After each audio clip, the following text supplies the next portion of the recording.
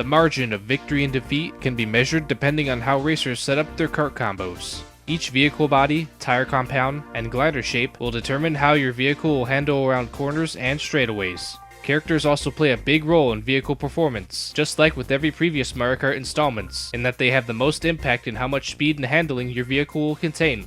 Quite possibly the most flexible branch of kart pieces to choose from is the vehicle body, in fine-tuning weight, acceleration, and traction.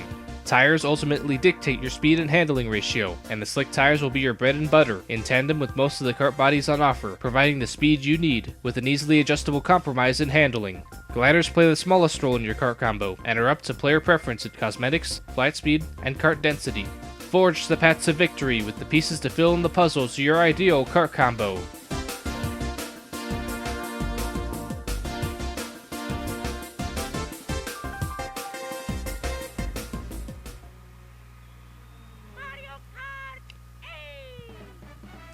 Hello everybody, welcome back to the year of Mario Kart. This is Nintendo 14.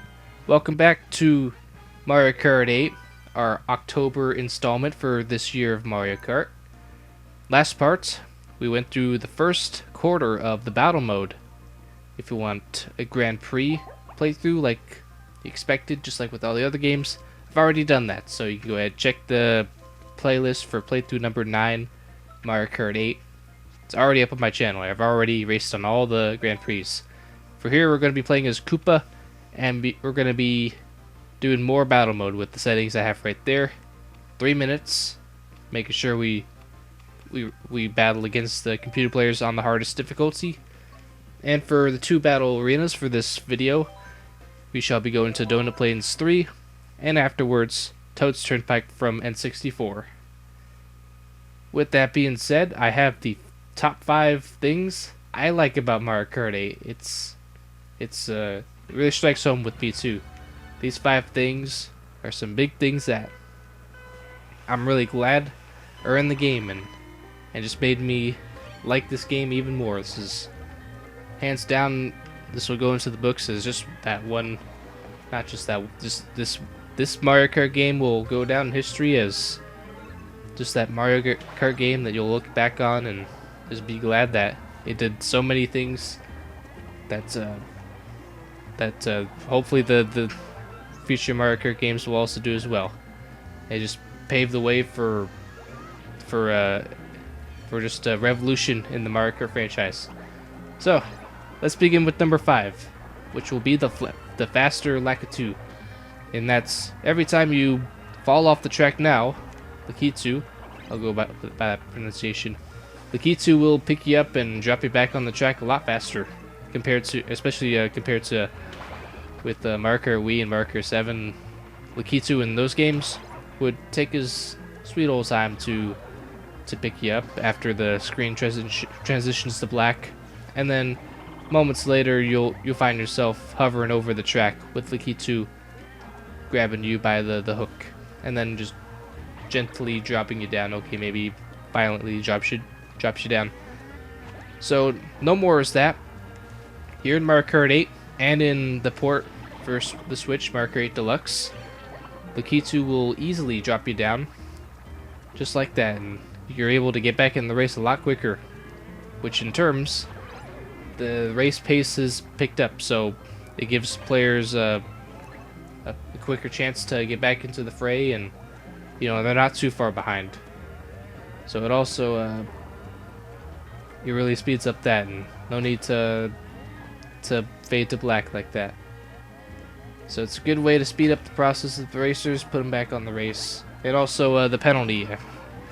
I forgot to mention that part. The penalty from Mario Kart Wii and 7 were pretty drastic from just falling off the track. So just having Lakitu drop you back on the track a little bit quicker does alleviate the pretty strict penalty. So it's only about a couple seconds for you to recover from falling off the track for this game.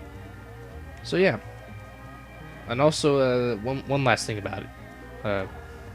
Just like with all the other games, unfortunately, Lakitu will drop you back on the track right in smack dab in the middle. So there could be a lot of opportunities for cases like, say, you get back on the track, and then right as soon as you get back on the track, you get clobbered by a star or a bullet bill. So that could be pretty frustrating. I wish maybe they could take a step even further, and maybe have the game allow you to choose on what lane of the track you want to be put back on. Maybe you want to be put on the side, where it's a lot safer, much compared to the middle, where it's absolute chaos all around the track in the middle, because it's a good chance there's a red shell or a green shell just zooming right through the middle, because let's face it, the middle is where it's furthest away from any of the boundaries, and yeah, just if the Lakitu would, if you're able to have Lakitu drop you anywhere on the track, that would have been cool, and I would have had Lakitu be a lot higher on the list on the stuff he does to put you back on the track and into the race, back into the race, that is. So anyways, that's all said and done. Let's go into number 4. That's going to be the Super Horn. An item that's, well, what's the word I'm looking for? It's an overdue item that a lot of previous games in the series could have used, especially on how frequent the blue shell is, which get into the main usage of the Super Horn is that you can use the Super Horn to deflect blue shells when you're in first place. Now it keeps it from being, it's not going to be an OP item because it is quite a rare item to get, especially when you're in first place. You'll get it about 10% of the time. You might just get it. You'll get one every 3 or 5 races. So they don't get handed out like candy on Halloween, fortunately, because of that. So you'll have to manage, on how you're able to get the Super Horn. So there's also that, and also good luck trying to hold on to the Super Horn in time for a blue shell, as there's a good chance that say a red shell will go after you, or there's a situation where you have to use up your Super Horn. So enough with the strategies and all that. Get back to the Super Horn.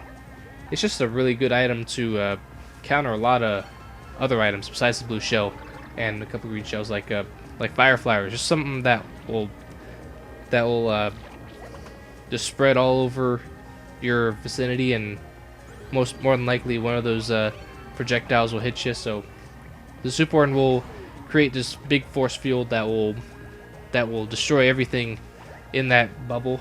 So that means you got, if you will, invincibility shield.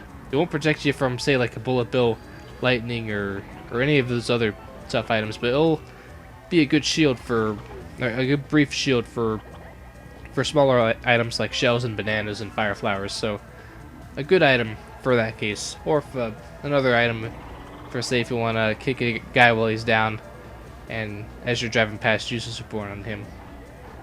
I'm kidding about that part. You don't have to do that part, but you can if you'd like.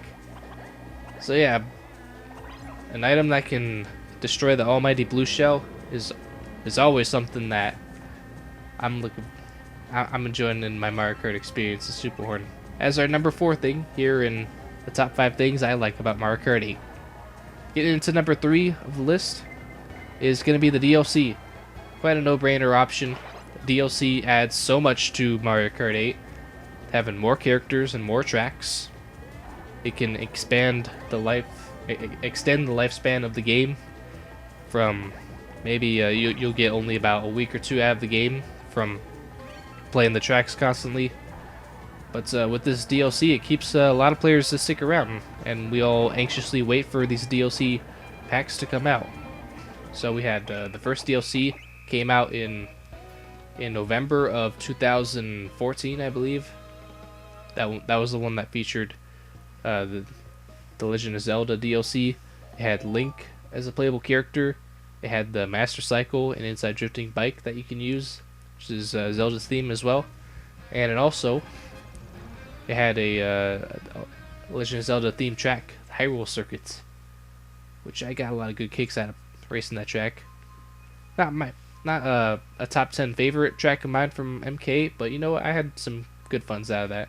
I like the anti-gravity section where you go down the stairs, and if you hit all the crystallized anti-gravity bumpers, if you hit all 3 of them and they're active, then there's a ramp that in the middle of the shrine You know, you're able to get this power ramp and go right through it rather than go around to the side. So yeah, and that's just the DLC pack. The DLC 2 pack would come out in May of 2015 and featured Animal Crossing.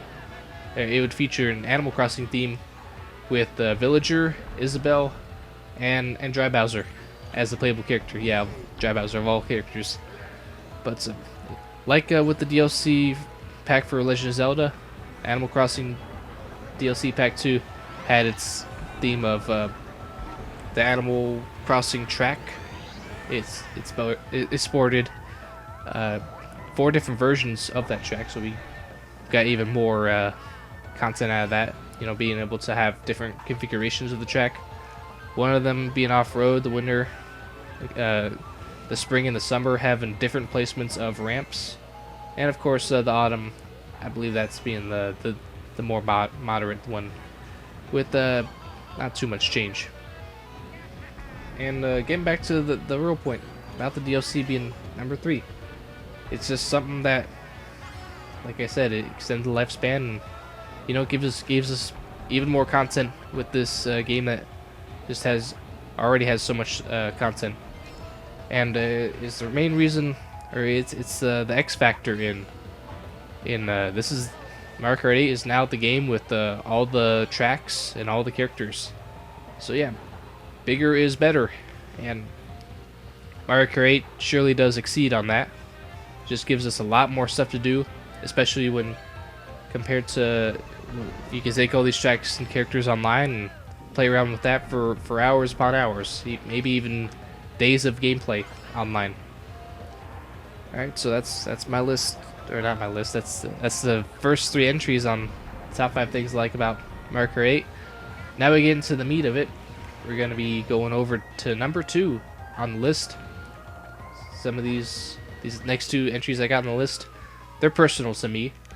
You can probably have a different thing on this list if you like, but this is what I'm going for. So anyways, without further ado, number 2 on the 5 things I like about Mario Kart 8, it's going to be the gamepad. Yeah, that gameplay, or the gamepad, that hunk of junk that kept the Wii U from skyrocketing like the Switch is right now in terms of sales. Yeah, that gamepad 8, which provides a second screen, just like with the Mario Kart DS and Mario Kart 7. You can use the gamepad to have access to where all the racers are. You could use it to easily tell who's leading the race, where each player is on the map. It's just a really neat tool, and with all the videos I've done for Mario Kart 8 on the Wii U, it's a really awesome thing that I've been able to be given the privilege to record alongside the actual gameplay and have it on the side like that. To me, I think really enhances the viewerness of watching the console Mario Kart game, because without knowing that, it's a little it's like you're left in a tunnel, like you're looking down a tunnel and not outside it. So I think by having the gamepad alongside like that, you can really get a more idealistic view of the action. So, for instance, you can see certain items coming, so you know what to expect. It does make for a more strategic Mario Kart experience, and one where you can really plan out things. And also goes, I think it's a good combination with only one item, because having more. Imagine having just 2 items and the gamepad. That's a lot to soak in. So having only one item with the gamepad does simplify things. So it really dumbs down things. So it doesn't make things too complicated for the gamepad. So that, and some other things that I also would like to stress, that there's not too much with the gamepad. I always like there's different view modes. One was where you can switch to a mode where you can play the game solely off the gamepad, just as long as the gamepad is relatively close to the console. And then there's other views where you can scroll back the names. So But for me, I like to just have it on the map view where you can see the names as well. That can be convenient because sometimes there's players that will play as the same character. So yeah, just in general, the gamepad is just a awesome little feature for Mario Kart on the console. I just love the access to player position and items. A great way to really get an idea on what kind of action is being taken place each race. So the number one thing I like about Mario Kart 8, let's quickly wrap this up.